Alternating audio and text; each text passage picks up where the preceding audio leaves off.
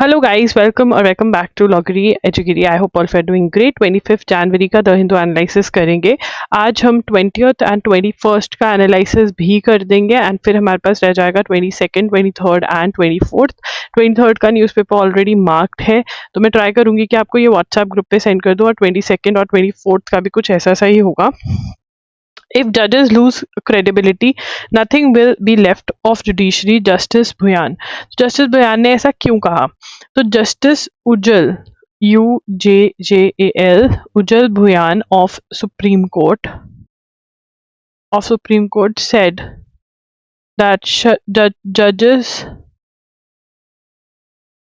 uh, should not lose their credibility. Should not lose credibility. ठीक है ना। अगर ये अपनी क्रेडिबिलिटी लूज कर लेंगे तो क्या ही रह जाएगा, what all is going to be left. So credibility is very very important. But ये ऐसा क्यों बोला? क्योंकि एक जज को मध्य प्रदेश से इलाहाबाद ट्रांसफर कर रहे थे, नहीं छत्तीसगढ़ ट्रांसफर कर रहे थे, बट फिर उसको इलाहाबाद ट्रांसफर किया गया। तो वो कह रहे हैं कि ये इंटरफेरेंस है जुडिशरी में, बिकॉज जो ट्रांसफर है वो इंटरनल मैटर ऑफ जुडिशरी है और उसमें इंटरफेरेंस नहीं होना चाहिए। सर फिर ये भी बता दो, चलो ठीक है, ये तो हम मान लेते हैं कि सरकार आपके साथ बहुत ज़्यादा ही तंग वाली बात कर रही है, पर जो पैसे मिले थे जस्टिस यशवंत वर्मा के घर में, वो तो पब्लिक इशू है, उसके बारे में तो हमें बता दो कि क्यों मिले थे, क्या हुआ था। मतलब I think judges should also know that. I mean, they get so disconnected from the society that they forget that society also has questions. I think they're so engrossed in their own world. इनको judiciary की independence की इतनी tension है कि justice देना ही भूल जाएंगे एक दिन। तो यहाँ पे कह रहे हैं कि independence of judiciary is basic feature of the constitution, non negotiable है।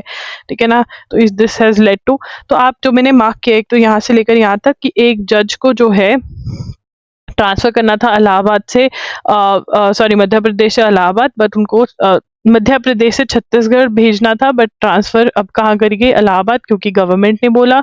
और इसको ये इंटरफेरेंस ऑफ जुडिशरी बोल रहे हैं। क्या बोल रहे हैं इसको? ठीक है ना, इसको बोल रहे हैं इंडिपेंडेंस ऑफ जुडिशरी को खतरा है। इंडिपेंडेंस ऑफ जुडिशरी क्या है? Is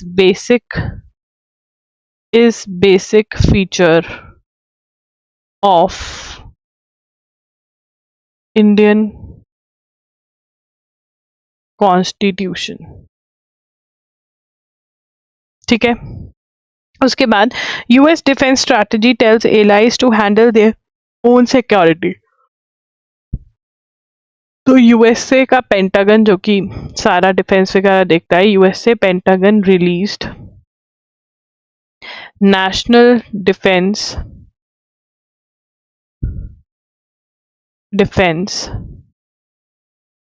strategy. तो नेशनल डिफेंस स्ट्रैटेजी रिलीज हुई है वहां पे, यूएसए के पेंटागन ने रिलीज करी है। ठीक है ना, यूएसए के पेंटागन ने नेशनल डिफेंस स्ट्रैटेजी रिलीज करी है टू टेक कंट्रोल। उन्होंने क्या बोला, और इसके अंदर क्या बोला गया है? उसके अंदर बोला गया है एलाइज कौन है? दोस्त। ठीक है ना। ठीक है ना। Asked US allies to take control of their own security. ठीक है ना। तो यहाँ पर इन्होंने सबसे पहले क्या बोला कि भैया जो यूएस के दोस्त वगैरह हैं, जैसे साउथ कोरिया, नाटो एलाइज जो है, उनको बोला कि तुम पावरफुल हो, तुम अपना खुद ही देखो। ठीक है ना। और एक तो ये बोला, और दूसरी चीज क्या बोली उन्होंने?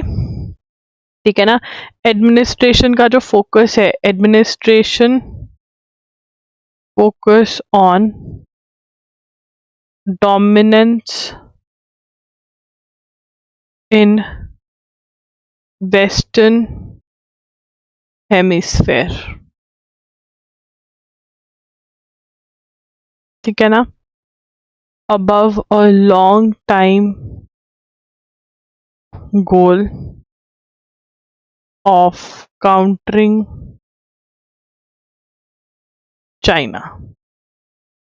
ठीक है ना। तो western hemisphere western hemisphere focus क्या रहेगा, डोमिनेंस वेस्टर्न हेमिस्फेयर पे डोमिनेट करे यूएस का, ये फोकस रहेगा to counter China.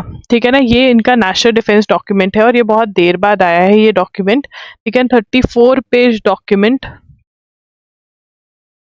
First since 2022, was highly political for a military blueprint, criticizing partners from Europe and Asia for relying on previous US administration to subsidize their defense। अब यहाँ पर ठीक है ना, इन्होंने क्या किया अपने पार्टनर्स को, यहाँ से आप नोट करोगे, इन्होंने यूरोप को क्रिटिसाइज किया कि ये तो बड़ा ही चंट था, इसने अपने पैसे बचाए डिफेंस के और हमारे पैसे लगवाए, कि मतलब खुद तो सोशल वेलफेयर में लगा हुआ था, अपने लोगों की भलाई, अपनी क्लीननेस, ये सब कुछ देखने में लगा हुआ था, मिलिट्री इन्होंने बनाई दी। ठीक है, हमारे ऊपर डिपेंड कर रहे थे ये। ठीक है, तो उसके बाद the new, I am laughing because you know what, the world, you guys don't know at what level the change is going to happen. Now every country is going to run towards weapons. It is going to make sure they have an army. That would be the priority। जो हम कह रहे थे ना कि हमारे यहाँ पर अग्निवीर को हम ट्रेन कर रहे हैं, ये सभी कंट्रीज करने वाली हैं, यूरोप की और सब कुछ। जो ये कह रहे थे ना हम हेल्थ का प्रोवाइड करते हैं, हम पेंशन प्रोवाइड करते हैं, ये सब चीज़ों में देखना अब कट्स लगेंगे, बिकॉज अब ये वेपन्स की तरफ भागेंगे, जो इंडिया को ऑलरेडी करना पड़ रहा था, क्योंकि इंडिया के आसपास पाकिस्तान जैसे जीव हैं, चाइना। ठीक है, हमें पता है हमारा साथ कोई नहीं देने वाला, हमारा साथ रशिया दे देगा, यूएस से तो ऐसे ही है ये भगौड़ा। ठीक है ना, ये नहीं देने वाला किसी का भी साथ। The new policy document views China as a specific as a settled force in Indo Pacific reason.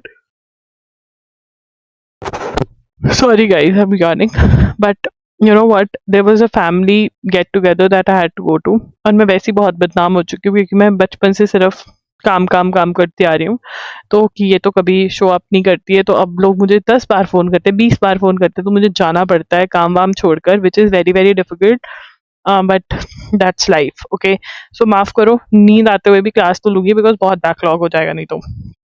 Only needs to be deterred from dominating the US और इट्स एलाइज। तो वो कह रहे हैं कि हमें चाइना को बस ये मेक श्योर करना है कि वो हमें या हमारे दोस्तों को डोमिनेट ना करे, बट तुम तो कह रहे हो कि हम किसी को नहीं बचाने वाले। ठीक है, South Korea is capable of taking primary responsibility for deterring. वो कह रहे हैं नॉर्थ कोरिया के साथ साउथ कोरिया की नहीं बनती, बट हमें पता है कि साउथ कोरिया बहुत ज़्यादा पावरफुल है, वो खुद ब खुद नॉर्थ कोरिया से सुलट लेगा। ठीक है ना, with crucial but more limited US support. वो कह रहे हैं कि हम थोड़ी लिमिटेड सपोर्ट ही देंगे, मे बी वो सपोर्ट बातों के थ्रू ही हो कि कोई बात नहीं भाई हो जाएगा। ठीक है, तो ये भी नोट करना है, नॉर्थ कोरिया को तो टेंशन होगी। ठीक है ना, while saying that Russia will remain a persistent but manageable threat, the defense strategy asserts that NATO allies are much more powerful and so are strongly positioned to take primary responsibility for Europe's conventional defense। तो वो कह रहे हैं NATO allies और Europe वाले भी जो हैं वो भी पावरफुल है, वो भी अपना ध्यान खुद ही रख सकते हैं। The US already has confirm that it will reduce its troop. वो कह रहे हैं कि हमारे जो ट्रूप प्रेजेंस है with Ukraine borders, NATO borders with Ukraine जो है वहां पर हम अपनी ट्रूप प्रेजेंस कम करेंगे और नाटो के अंदर ये फंडिंग भी देनी कम करेंगे। तो मतलब यूएसए ने, जो हम इन्फर कर रहे थे ना अभी तक कि यूएसए अब वेपन्स नहीं प्रोवाइड करेगा, डिफेंस नहीं प्रोवाइड करेगा, countries like Europe, Japan, south Korea, वो इनके सर पे ही बैठी थी। हम कहते थे ना जो वहां पे जाते, देखो देखो उनके वहां पर ये हेल्प है, ये हेल्प है। एक तो वो टैक्स बहुत ज्यादा ले रहे हैं, ठीक है, वो लोग बहुत ज्यादा फैसिलिटीज प्रोवाइड कर रहे हैं, but one major reason is कि वो अपने डिफेंस पे कोई इतना ज्यादा काम नहीं कर रहे थे, whereas countries like India they have to work. अगर आज भी वो अपना सब कुछ बैलेंस कर पाएंगे तो फिर मजा है कि हाँ वो कंट्रीज कुछ है। Trump threatens Canada with 100% tariff over China trade deal. Trump कह रहा है कि मैं 100% टेरिफ लगा दूंगा चाइना पे, चाइना पे नहीं, कनाडा पे, अगर ट्रेड डील करता है कनाडा चाइना के साथ। ठीक है, तो कनाडा वालों बच जाओ। सच्ची में world news is no more news, it is just some jokes that Trump every day says and legit, मतलब you know Europe and everything, they used to feel कि हाँ वी आर यूरोप, लाइक कितना उछलते थे ये लोग, हम ये कर देंगे वो कर देंगे। कुछ नहीं है इनके पास। इनके जो सारी मिलिट्री है उन्होंने खुद बोल दिया कि अगर आज हमारे ऊपर अटैक हो जाए हम नहीं बचा पाएंगे अपने आप को। और ये हमें भाषण देते थे कि तुम ये कर लो, तुम वो कर लो। इट्स लाइक मैंने कुछ नहीं कमाया है बट मेरा बाप बहुत अमीर है तो मैं सबको ज्ञान दूंगी। और अब बाप कह रहे कि बेटा वो पैसा मैं अपने पास रखने वाला हूँ, तुम्हें कुछ नहीं मिलने वाला, तो अब वो भी हार्ड वर्क करेंगे पैसा कमाने के लिए। चलो, we choose Denmark over the United States if asked no to make such a choice here and now. The words come from Jens Fredrik Nelson, Prime Minister of Greenland and Autonomous Danish Territory। ठीक है ना, तो Greenland वाले issue से related हम चीजें note करेंगे। बहुत ही इंपॉर्टेंट इशू बन गया है। यूएस से कह रहा था कि मुझे ग्रीनलैंड दे दो, ठीक है ना, ऐसे ही फ्री में, या कह रहा था चलो कुछ पैसे दे दूंगा मैं। भाई ग्रीनलैंड क्यों इतना इंपॉर्टेंट है? सबसे पहले तो ग्रीनलैंड की चीजें, ग्रीनलैंड का पीएम कौन है? PM of Greenland, PM of Greenland is Jens, ये नाम याद रखना पड़ेगा, जेंजीस बहुत ज्यादा हो गया, Jens, Jens Fred Frederik Frederik Nielsen. What is he is the PM of Greenland, ठीक है ना। And Greenland is autonomous Danish territory, मतलब डेनमार्क के अंडर आती है बट खुद इंडिपेंडेंट नहीं है, डेनमार्क के कंट्रोल में है। कुछ चीजों में इनकी गवर्नेंस इंडिपेंडेंट भी है, ठीक है ना। तो डेनमार्क के अंडर ये कैसे आया, ये भी मैं हिस्ट्री आपको नोट करवाना चाहूंगी यहाँ से पहले। तो इसकी हिस्ट्री क्या है डेनमार्क की?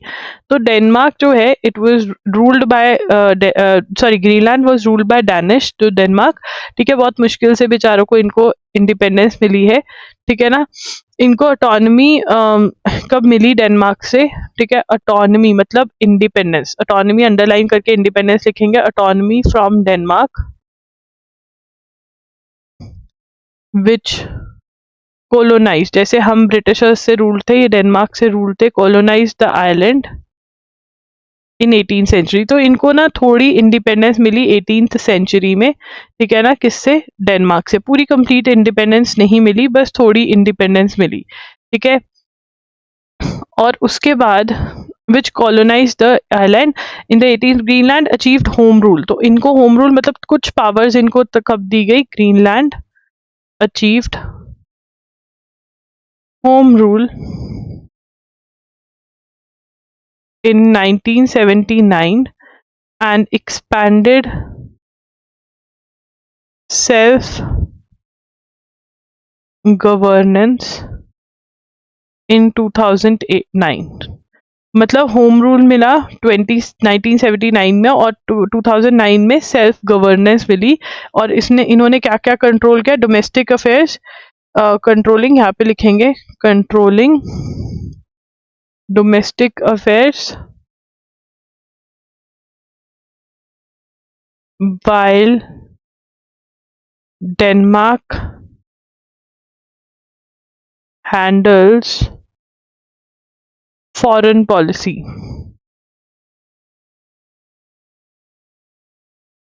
and defense,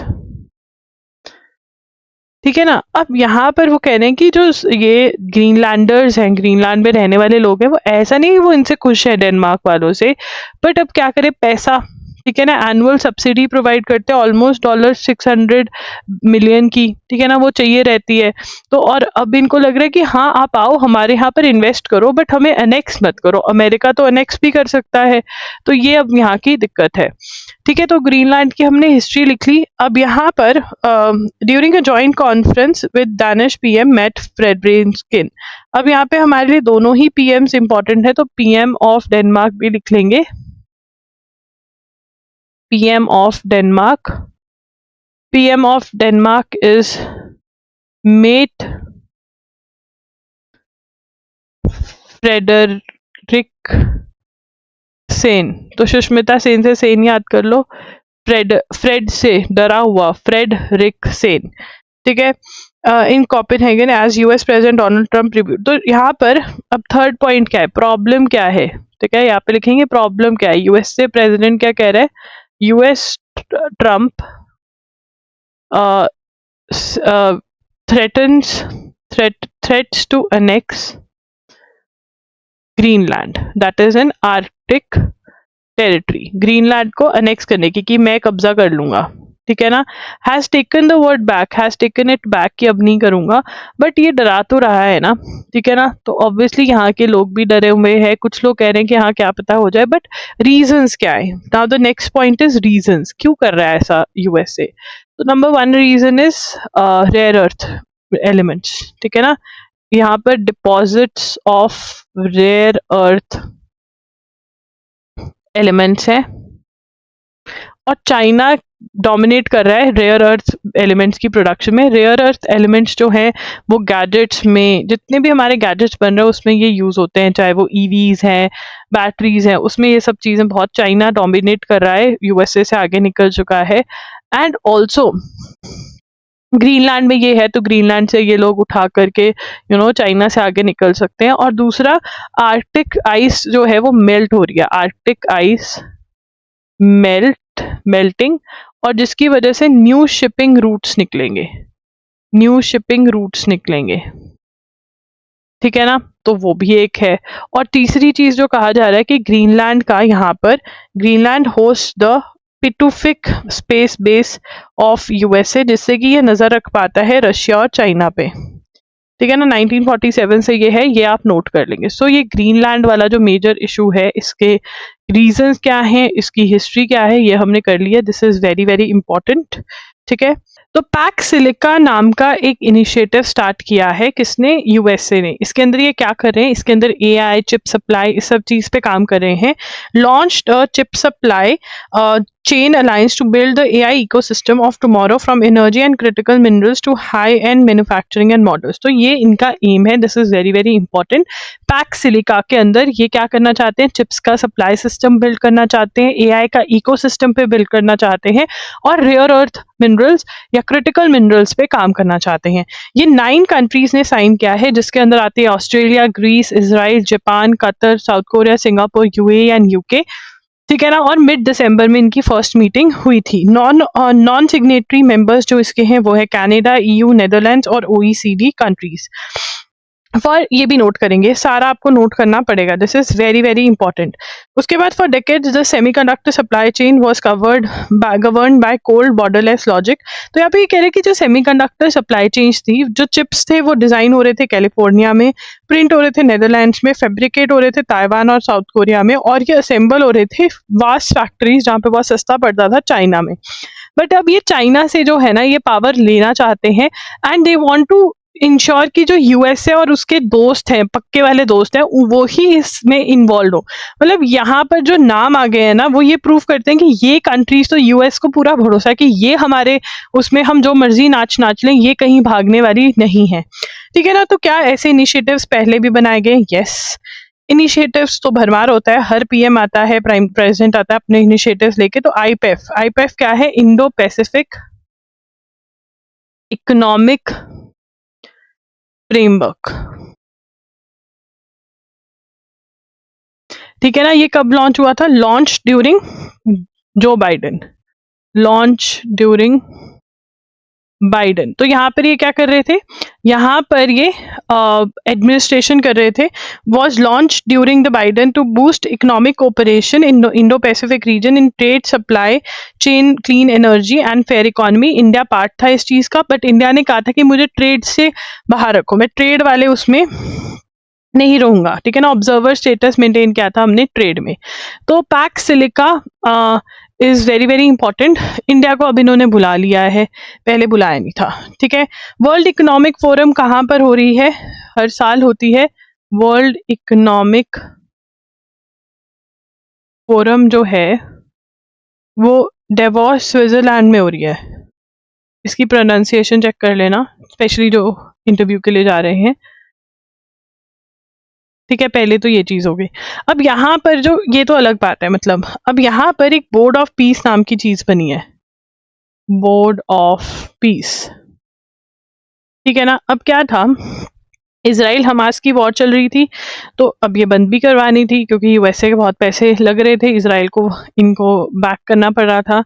तो अब वो वॉर बंद करवाई, सीज फायर हुआ। तो सीज फायर के अंदर था कि बोर्ड ऑफ पीस बनेगा जो आगे आगे डेवलपमेंट करवाएगा इस सीज फायर की। तो अब वो बोर्ड ऑफ पीस बन रहा है।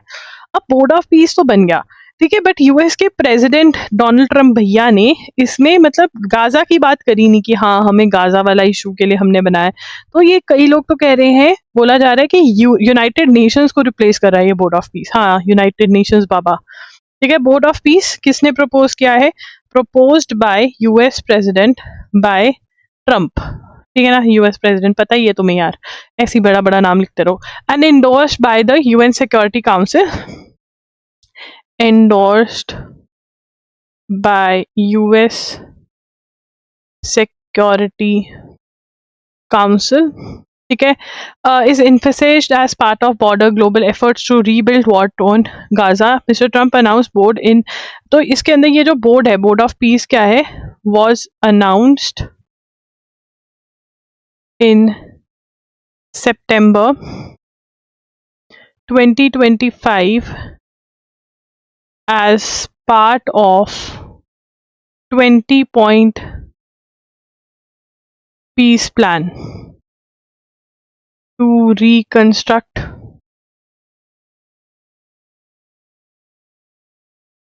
गाजा, ठीक है ना। तो यहाँ पर 20-point पीस प्लान है, 20-point peace plan to what, to do reconstruct Gaza, right. उसके बाद क्या है, this phase emphasises the demilitarisation. अब यहाँ पर 20-point पीस प्लान में क्या बात हुई कि बोर्ड ऑफ पीस होगा, ठीक है ना, गाजा को रिकंस्ट्रक्ट करने के लिए।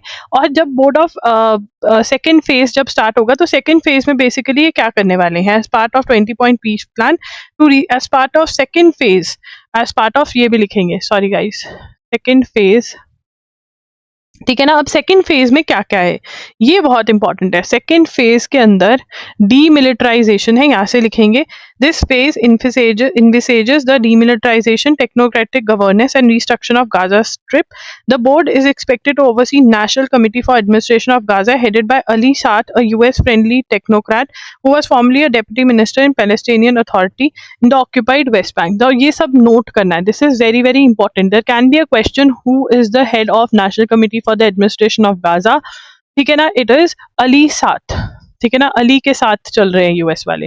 According to draft of the board charter, it will be task to promoting peace around the world. अब यहाँ पर देखो, इन्होंने गाजा के बारे में, अब जो बोर्ड ऑफ पीस का चार्टर है उसके अंदर गाजा के बजाय ये वर्ल्ड की बात कर रहे हैं, ठीक है ना, वर्ल्ड के अंदर पीस करेंगे, मतलब ये सीज फायर का गुरु होने वाला है ट्रम्प, ऐसा लग रहा है, ये नोट करेंगे, ठीक है ना। Mister Trump will be inaugural chairperson, ये ट्रम्प भैया को इनॉग्रल बन गया है। और जो बाकी सारे मेंबर्स हैं वो कौन कौन है, British prime minister former Tony Blair, US secretary of state Marco Rubio, US special envoy of the Middle East Steve Witkoff, mister Trump son in law जमाई राजा, Jared Kushner, Apollo CEO, World Bank, ये सारे हैं, तो ये सब note करना है, ठीक है ना।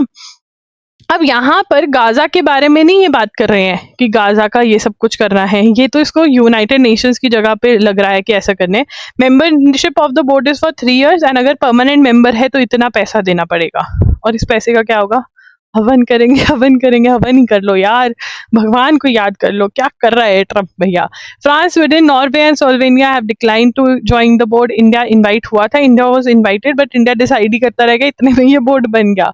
चाइना और रशिया वाले कहते हैं कि हम नहीं करेंगे ये, ठीक है ना, हमको नहीं है इसमें कोई भी इंटरेस्ट। तो ये सारी कंट्रीज जिन्होंने ज्वाइन किया, जो जो करना चाह रही हैं, तो ये इंडिया वाला जो पोजीशन है वो हमें पता होगा। कनाडा को पहले ट्रम्प ने बुलाया, उसके बाद ट्वीट करके कहता कि मैं विड्रॉ करता हूँ इनविटेशन, ठीक है। और the charter makes no reference to the path of Palestinian state and no mention of this was made either during the signing ceremony. तो Palestinian state की कोई बात नहीं हुई है, ठीक है ना। तो मतलब ये गाजा के लिए बना था, बट अब ये यूनाइटेड नेशंस को टेक ओवर करने जैसा सिस्टम लग रहा है, ठीक है। तो यस, यहाँ पर several nations have expressed concerns that the board will overshadow the UN. Mr. Trump criticized the UN earlier in January and US has withdrawn from 66 international organizations including 31 UN bodies. ये भी important है, but Trump कह रहे नहीं नहीं हम ऐसा नहीं करेंगे। इसका क्या पता, ये कुछ भी कर सकता है। यूएस प्रेसिडेंट अब unmuted the idea of US taking over Arctic, तो आर्टिक वाला दोबारा आ गया है, ठीक है ना। ये आर्टिक वाला जो सिस्टम था, इसने पहले 2019 में भी बोला था कि हाँ हमें ये चाहिए एंड ये सब कुछ है, ठीक है। इसने बेचारे ईयू वालों पे कहा कि मैं 10% एक्स्ट्रा टैरिफ लगा दूंगा अगर तुम ग्रीनलैंड वाली बात पे नहीं मानोगे। अब इसने ये विड्रॉ कर लिया है स्टेटमेंट, ठीक है। खुद भूल जाता होगा ना कि मैंने क्या बोल के क्या विड्रॉ कर लिया है, क्योंकि इतनी चीजें तो लॉन्च करता है और विड्रॉ करता है. Media houses have reported that the reserve bank of India is making suggestions to the Indian government and encouraging it to push other BRICS to work together on using digital currencies for cross-border payments. अब क्या है, BRICS 2026 का head कौन है, chair कौन कर रहा है ब्रिक्स 2026? इंडिया. तो आरबीआई कह रहा है देखो तुम्हारे पास पावर आई है और पावर का अक्लमंदी से यूज करते हैं, तो तुम पुश करो कि हमारे जो मतलब क्रॉस बॉर्डर पेमेंट्स जो है वो डिजिटल करेंसीज में हो, तो उससे हमारा बहुत फायदा होगा. ठीक है ना. तो ministry has written to saying that it has written to Ministry of Finance to take advantage of the chairmanship and encourage BRICS nation to use their central bank digital currencies to facilitate cross border payments. ठीक है, ये आप note करिए. अब CBDCs क्या है? This is digital currency होती है and digital currency backed by the central bank of that country. ठीक है. और ब्रिक्स का कौन है, ब्रिक्स के मेंबर्स कौन है? ब्रिक्स के जो मेंबर्स हैं वो है Brazil, Russia, India, China and south Africa, and अभी और भी मेंबर्स ऐड हो गए. तो अगर इतनी कंट्रीज हमारा यूज करने लग जाएंगी तो बहुत बहुत फायदा है. यूएसए इसी चीज का फायदा उठा रहा था कि जो इंटायर वर्ल्ड की ट्रेड है वो डॉलर में हो रही है, स्पेशली पेट्रोल की, पेट्रो डॉलर्स. ठीक है ना, इसीलिए वो नोट छापी जा रहा था और उसमें चल रहा था उसका काम. ठीक है ना. CBDCs are legal tender issued by central bank entirely in digital form. In India for example the RBI has been issuing e rupee. तो CBDC क्या है, डिजिटल फॉर्म में होते हैं. They are issued by the central bank of the currency. ठीक है ना. और उसकी अपनी वैल्यू होती है. और ये क्या होता है, और ये CBDs क्रिप्टो करेंसी से कैसे अलग होते हैं? CBDs जो होते हैं वो सेंट्रल बैंक इशू करता है. क्रिप्टो करेंसी जो होती है ऐसे कोई भी मतलब कर सकता है, प्राइवेट जो होता है. तो ये सारा आपको नोट करना है. तो मतलब इंडिया ये पुश कर रही है. ठीक है. आरबीआई भी अक्लमंद हो गया, आरबीआई कह रहा है बिजनेस बढ़ाओ. उसके बाद इन 2016 under national framework for malaria elimination in India. तो अब यहाँ पे सीधा ही ऐसे लिखेंगे 2016 में क्या लेकर आए, national framework for malaria elimination in India. ठीक है ना. अब 2016 से लेकर 2030 इनका टारगेट था कि 2030 तक हम मलेरिया एलिमिनेट कर देंगे. And somewhat India has been including all, तो 2027 तक, और मतलब हम जीरो इंडिजीनियस केसेस कर देंगे. और इंडिया बहुत बहुत हद तक ये अचीव करने में सक्सेसफुल हो गया है, ऐसा WHO बोल रही है. So it is good. रोजगार मेला होता है जहाँ पर एम्प्लॉयज जो जॉब एम्प्लॉयर्स होते हैं वो जो जॉब सीख कर रहे हैं उनसे मिलते हैं. रोजगार मेला जो होता है वो कौन ऑर्गेनाइज करता है? National Skill Development Corporation is an event where number of employers and job seekers come together for purpose of applying and interviewing for jobs. तो ये इंपॉर्टेंट है, ये नोट करोगे. एंड कौन ऑर्गेनाइज करता है ये भी नोट करना जरूरी है. ठीक है. उसके बाद Goa institute seeks to grow as centre for wellness and media tourism in India. तो गोवा के अंदर कौन सा इंस्टीट्यूट है? All India Institute of Ayurveda, AIIA, that is Goa. ठीक है ना. तो यहाँ पर ये 3 साल पहले इनॉग्रेट किया था और इसको स्टेट गवर्नमेंट के साथ मिलकर मेजर वेलनेस सेंटर टूरिज्म का ये इस्टेब्लिश करना चाहते हैं. ये नोट कर लो, ये गोवा के अंदर है. ठीक है. सो दैट्स इट गाइज, ये नोट कर लेना. और अब दूसरे न्यूज़पेपर्स भी आ जाएंगे तो वो भी पढ़ लेना. Thank you for watching. Bye bye and take care.